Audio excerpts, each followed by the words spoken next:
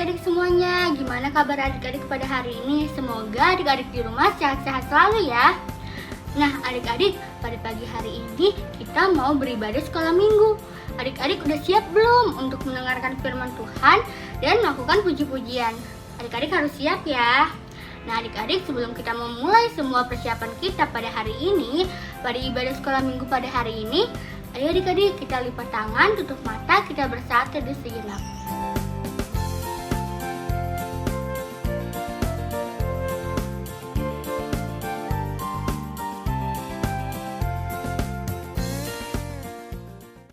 Nah adik-adik, sebelum kita beribadah pada pagi hari ini, yuk adik-adik kita semangat, kita bernyanyi satu lagu, yaitu Mari Puji Tuhanmu.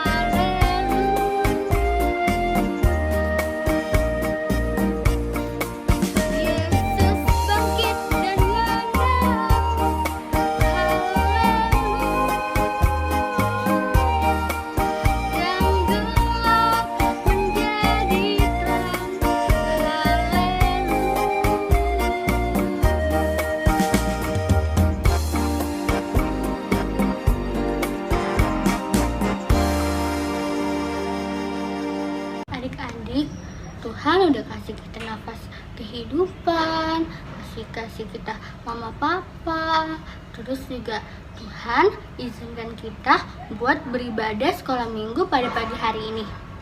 Adik-adik, sebelum kita memulai ibadah sekolah minggu pada hari ini, ayo adik-adik kita tutup mata, lipat tangan, kita berdoa ya. Tuhan, terima kasih atas berkat-Mu sehingga kami bisa berkumpul di rumah kami masing-masing untuk mendengarkan firman-Mu melalui media online ini ya Bapak. Tuhan, walaupun dengan berupa virtual dan online, tapi kami masih bisa mendengarkan firman-Mu dan beribadah sekolah minggu pada pagi hari ini. Berkatilah dan pimpinlah ibadah kami agar berjalan dengan lancar dari awal, pertengahan, hingga akhirnya ya Bapak. Pimpin dan sertai kami ya Bapak, pimpin adik-adik agar mereka bisa mendengarkan dengan baik ibadah pada pagi hari ini, dan berkatilah kakak-kakak yang bertugas pada pagi hari ini. Tuhan, kami serahkan semuanya dalam tangan-Mu ya Bapa. Dalam nama-Mu Tuhan Yesus kami berdoa dan mengucap syukur. Haleluya, amin. Adik-adik, sebelum kita mendengarkan firman Tuhan, ayo kita nyanyi satu lagi pujian, yaitu Tinggallah Dalam Yesus.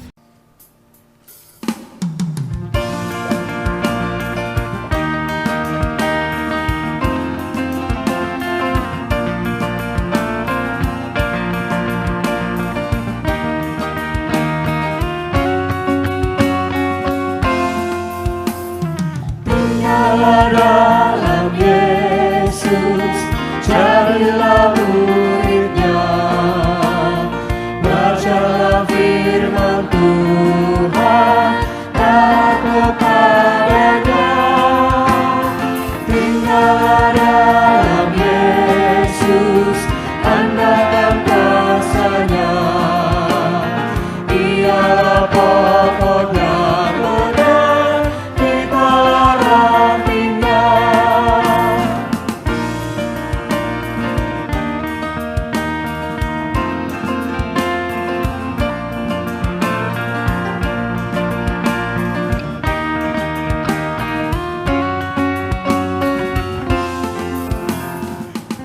sebagai ranting pasti berbualah, asal dengan setia tinggal di dalamnya, tinggal dalam Yesus, muliakan namanya, hidup berlimpah kurnia hanya di dalamnya.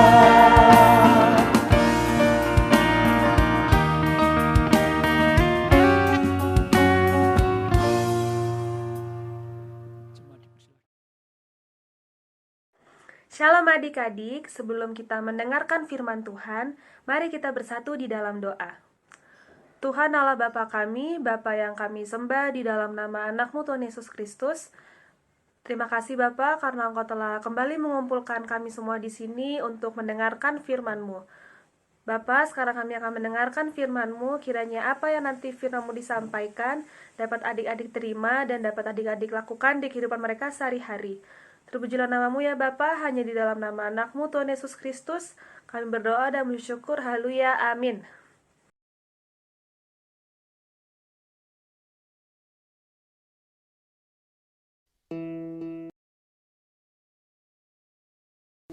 Pada masa itu, sampailah berita-berita tentang Yesus kepada Herodes, raja wilayah. Lalu ia berkata kepada pegawai-pegawainya, Inilah Yohanes Pembaptis. Ia sudah bangkit dari antara orang mati. Dan itulah sebabnya kuasa-kuasa itu bekerja di dalamnya. sebab memang Herodes telah menyuruh menangkap Yohanes, membelenggunya dan memenjarakannya, berhubung dengan peristiwa Herodias, istri Filipus saudaranya. Karena Yohanes pernah menegurnya, katanya, Tidak halal engkau mengambil Herodias. Herodes ingin membunuhnya, tetapi ia takut akan orang banyak yang memandang Yohanes sebagai nabi. Tetapi pada hari ulang tahun Herodes, menarilah anak perempuan Herodias di tengah-tengah mereka dan menyukakan hati Herodes, sehingga Herodes bersumpah akan memberikan kepadanya apa saja yang dimintanya. Maka setelah dihasut oleh ibunya, anak perempuan itu berkata, Berikanlah aku di sini kepala Yohanes Pembaptis di sebuah talam. Lalu sedihlah hati raja. Tetapi karena sumpahnya dan karena tamu-tamunya, diperintahkannya juga untuk memberikannya. Disuruhnya memenggal kepala Yohanes di penjara. Dan kepala Yohanes itu pun dibawa orang di sebuah talam, lalu diberikan kepada gadis itu, dan ia membawanya kepada ibunya. Kemudian datanglah murid-murid Yohanes Pembaptis mengambil mayatnya dan menguburkannya. Lalu pergilah mereka memberitahukannya kepada Yesus. Nah adik-adik, setelah tadi sudah membaca Alkitab, tadi adik-adik tahu ya kita hari ini akan membahas cerita tentang Yohanes Pembaptis. Nah, ada yang tahu nggak kira-kira Yohanes Pembaptis ini siapa? Kalau begitu, kita akan tonton video yang satu ini dan kita akan melihat siapakah Yohanes Pembaptis ini. Pada zaman Herodes, Raja Yudea, adalah seorang imam yang bernama Zakaria. Istrinya namanya Elisabet. Dan ia pun melahirkan seorang anak laki-laki. Namanya adalah Yohanes. Dan Zakaria, ayahnya, penuh dengan Roh Kudus, lalu bernubuat. Katanya, Terpujilah Tuhan Allah Israel, sebab ia melawat umatnya dan membawa kelepasan baginya. Dan engkau, hai anakku, akan disebut Nabi Allah yang Maha Tinggi, karena engkau akan berjalan mendahului Tuhan untuk mempersiapkan jalan baginya, untuk memberikan kepada umatnya pengertian akan keselamatan yang berdasarkan pengampunan dosa-dosa mereka. adapun anak itu bertambah besar dan makin kuat rohnya. Dan ia tinggal di padang gurun sampai kepada hari ia harus menampakkan diri kepada Israel.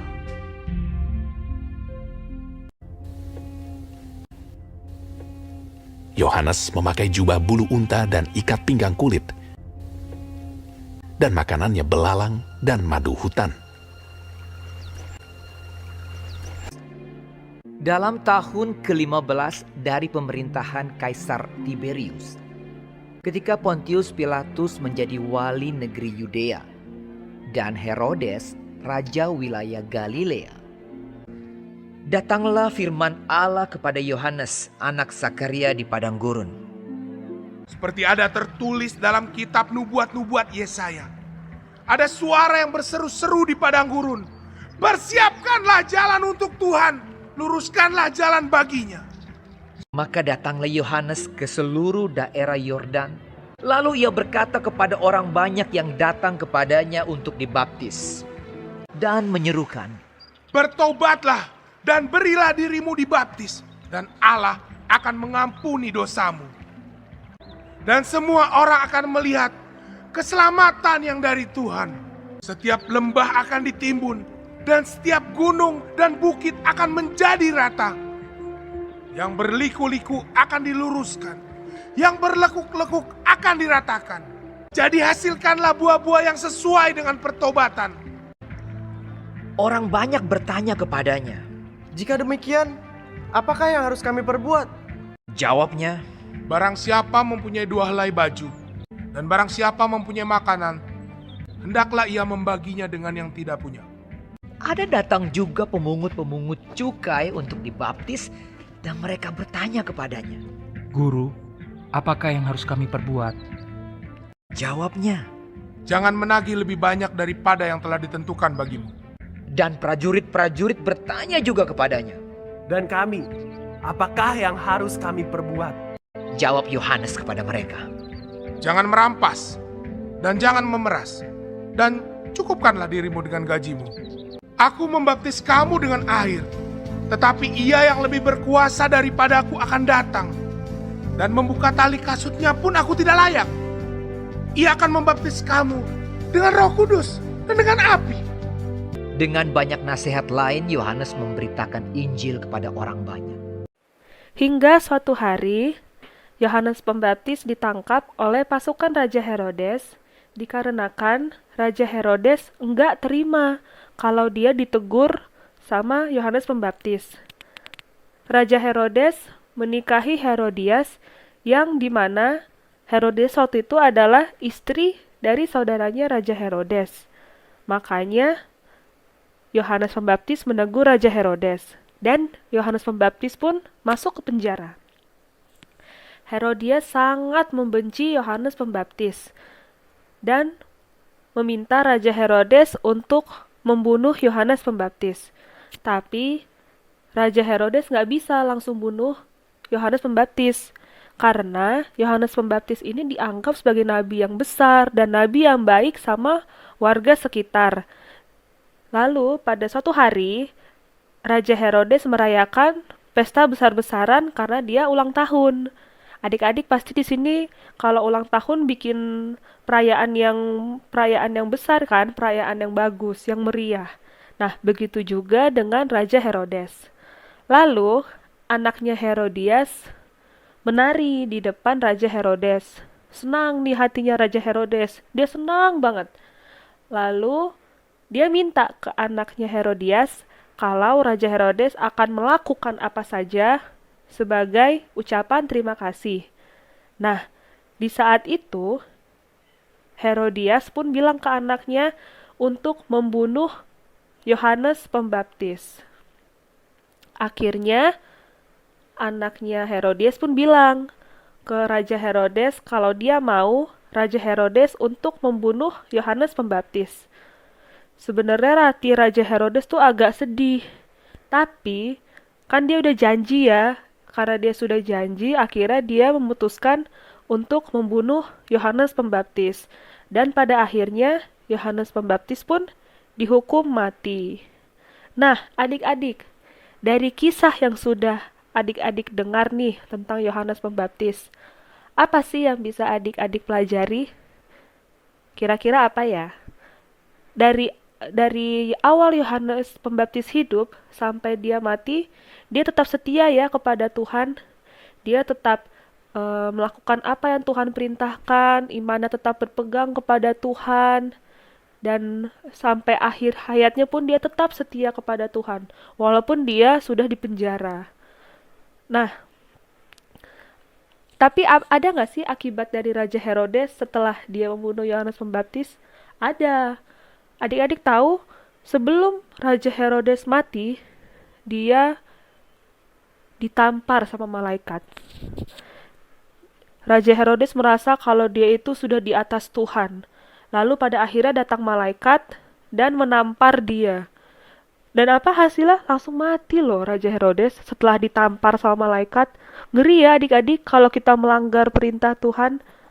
Nah, adik-adik pasti nggak mau kan kayak Raja Herodes. Maunya pasti kayak Yohanes Pembaptis kan, yang tetap berpegang kepada perintah dan firman Tuhan. Siapa di sini yang mungkin pernah ngelihat temannya nyontek? Atau pernah ngelihat temannya dibully atau digangguin sama teman-teman yang lain?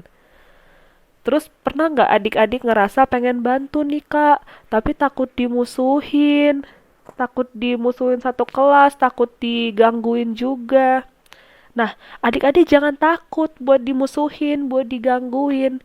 Karena apa? Karena dengan adik-adik melakukan perbuatan yang baik, dengan adik-adik menolong teman-teman yang digangguin atau menegur teman-teman yang menyontek, itu adik-adik sudah melakukan apa yang Tuhan sudah perintahkan. Walaupun mungkin nanti adik-adik akan dimusuhi atau dijauhin sama teman-teman, tapi adik-adik jangan takut, karena Tuhan pasti akan selalu menjaga dan menyertai adik-adik, sehingga adik-adik dapat menerima berkat daripada Tuhan. Nah, dari cerita yang tadi sudah adik-adik dengar tentang Yohanes Pembaptis, Tuhan itu mau supaya kita semua, termasuk kakak juga, supaya kita menjadi terang dan garam dunia. Kita harus menceritakan kebenaran tentang Tuhan di kehidupan kita sehari-hari. Mau itu di keluarga, di rumah. Kalau misalkan adik atau kakaknya bandel, gak jujur, itu adik-adik harus tegur. Harus ditegur ya, terus dilaporin ke papa dan mama. Lalu kalau misalkan di sekolah tadi kan udah kak bilang, kalau ada yang mencontek, ditegur. Terus kalau ada temen yang digangguin, bilang ke mereka supaya tidak untuk membuli, untuk tidak diganggu temennya itu. Karena itu yang Tuhan Yesus mau, itu yang Tuhan mau supaya adik-adik menjadi terang dunia. Nah adik-adik, sekian untuk firman kita pada pagi hari ini. Semoga setelah adik-adik mendengar cerita tentang Yohanes Pembaptis, di kehidupan sehari-hari nanti adik-adik bisa seperti Yohanes Pembaptis, yaitu menjadi terang dan membawa kebenaran di sekitar adik-adik. Untuk itu mari kita bersatu di dalam doa. Tuhan Allah Bapa kami, Bapa yang kami sembah dalam nama anak-Mu Tuhan Yesus Kristus, terima kasih ya Bapa, karena kami sudah mendengarkan firman-Mu hari ini, dan kiranya firman yang tadi sudah didengar dapat adik-adik terima dengan baik, dapat adik-adik lakukan juga bahwa untuk mereka melakukan hal yang sama seperti Yohanes Pembaptis, yaitu menjadi terang dunia, garam dan terang dunia, dan membawa kebenaran di sekitar kehidupan adik-adik. Terpujilah nama-Mu ya Bapa, hanya di dalam nama anak-Mu Tuhan Yesus Kristus, kami berdoa dan mengucap syukur, haleluya, amin.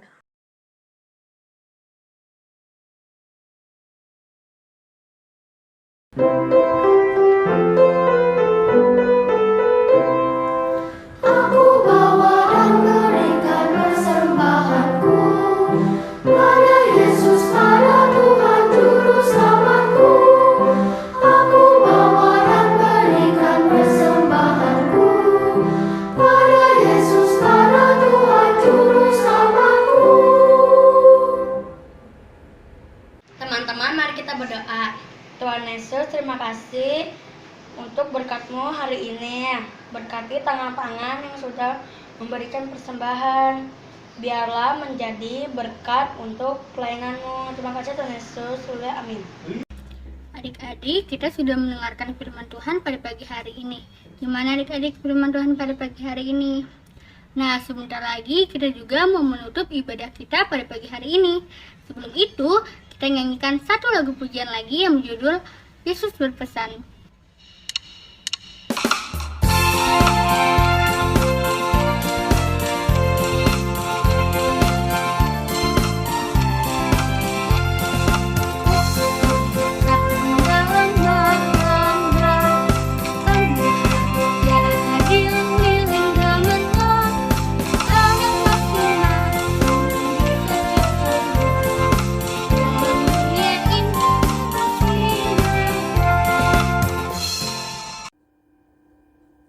Halo adik-adik sekolah minggu yang hebat yang dikasihi oleh Tuhan Yesus. Bagaimana cerita firman Tuhan tadi? Ya, luar biasa kan? Oke, kakak pendeta berdoa adik-adik tetap setia mengikuti ibadah sekolah minggu dan terus menjadi anak-anak Tuhan yang baik. Mari kita tutup ibadah ini dalam doa sekaligus kita menerima berkat Tuhan. Mari kita berdoa. Bapa yang baik Allah di dalam Yesus Kristus Tuhan kami yang hidup, kami mengucap syukur ketika saat ini kami sudah boleh beribadah sekolah minggu secara online dan kami sudah mendengarkan firman Tuhan. Biarlah kami adik-adik sekolah minggu terus bertumbuh menjadi adik-adik yang melakukan kebenaran firman Tuhan di dalam kehidupan kami, terus bertumbuh menjadi anak-anak yang takut akan Tuhan dan secara khusus kami terus menjadi berkat bagi banyak orang. Tuhan Yesus berkati orang tua kami, berikan kesehatan yang terbaik ketika mereka melakukan tugas tanggung jawab mereka dalam pekerjaan, dalam usaha mereka, mereka diberkati oleh Tuhan. Begitu juga kami berdoa untuk semua kakak sekolah minggu, Tuhan memberkati kakak-kakak sekolah minggu dalam setiap persiapan-persiapan yang dilakukan untuk ibadah sekolah minggu secara online. Tuhan memberkati agar semua boleh berjalan dengan baik. Dan kalau kami akan melakukan tugas tanggung jawab kami kembali, kami melanjutkan kehidupan kami, biarlah kami terus berjalan bersama Tuhan dan kami membawa berkat Tuhan sehingga hidup kami menjadi berkat bagi banyak orang. Adik-adik yang dikasihi oleh Tuhan, arahkanlah hati kepada Tuhan dan terimalah berkat Tuhan. Kasih karunia dan damai sejahtera dari Allah Bapa kita dan dari Tuhan Yesus Kristus serta persekutuan dengan Roh Tuhan yang kudus akan tinggal menyertai memberkati adik-adik bersama orang tua, memberkati semua kakak sekolah minggu mulai dari saat ini terus kekal sampai selama-lamanya. Amin.